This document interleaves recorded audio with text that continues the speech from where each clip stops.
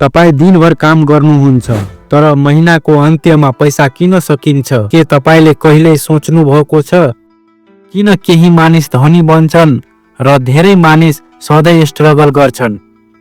सत्य के हो भने हामीलाई स्कुलमा धेरै कुराहरू सिकाइन्छ, म्याथ, साइन्स, हिस्ट्री, तर एउटा सबैभन्दा इम्पोर्टेन्ट कुरा हामीलाई कहिल्यै सिकाउँदैन, पैसालाई कसरी म्यानेज गर्ने। धेरै मानिस के गर्छन्, सेलरी आयो पहिला मोबाइल किन्छन्, त्यसपछि नयाँ कपडाहरू किन्छन्, साथीसँग घुम्न जान्छन्, अनि महिनाको अन्त्यमा भन्छन् पैसा त बचेन।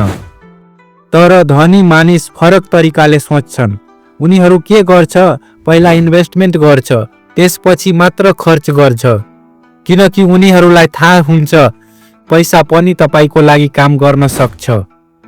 यदि तपाईँ आजदेखि आफ्नो इन्कमको केवल 20% इन्भेस्ट गर्न थाल्नुभयो भने केही वर्षपछि तपाईको पैसा नै तपाईको इन्कम बन्न थाल्छ।